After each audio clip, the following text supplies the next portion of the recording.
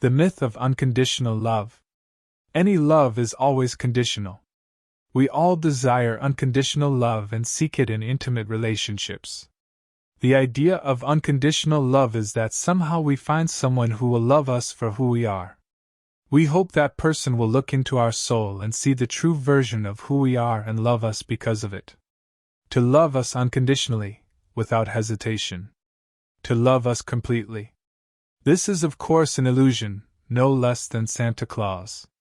Any love is conditional, and there is no other way.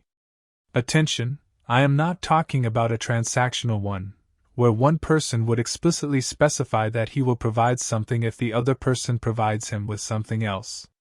By condition I mean something that we are or create a certain state of mind in the other person, provide a certain value, and the other person's love rests on that. Not so often, no exchange is made as such, but the quality must be maintained, ideally increased.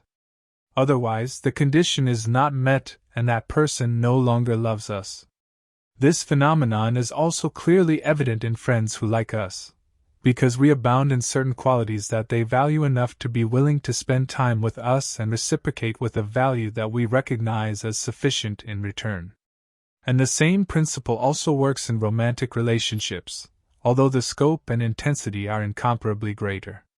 Well, we don't want to see it because we want to maintain that idealized version of innocent love. The tendency to conditionality is particularly urgent on the female side of the game, because for her the man is simply a source of service that she needs for a fulfilling existence. Because of this harsh truth, women are fundamentally incapable of loving a man the way he expects them to.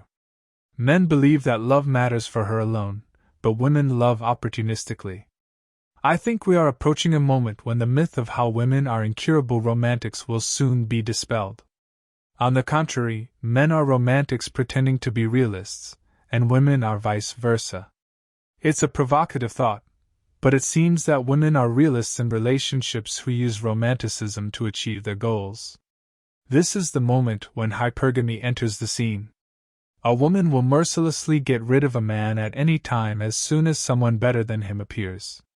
Esther Perel, a Belgian social psychologist who specializes in intimate relationships, once spoke out loud what every guy in love should know. Women are only interested in themselves and their needs. She demonstrated this on the example of hundreds of interviews of lovers who were asked what was their primary goal in sex. While men most often desired to satisfy their partner, this vice versa goal was not mentioned even once by any woman. This society glorifies women's worth. She's the queen, he's just the experience provider. This is the reason why there is no loyalty of women to their partner today. A man has reduced himself to a mere source of pleasure and is loved only as long as he provides his services in sufficient quality and quantity. As soon as she gets bored, she mercilessly replaces it with something other than a mobile phone. As soon as a better model is available, more interesting or sometimes just different, which does not bore her yet, she has no attachment to the thing, and with the wide range of newer models on the market, which today are beckoning her with the conquests of social networks, it's like she's wasting promising new experiences, so the choice is easy: get rid of him. Love is often nothing more than an exchange of favors between two people who can get the maximum they can expect given their value in the sex market of personalities. Said Eric from on the margin of the conditional perspective of intimate relationships.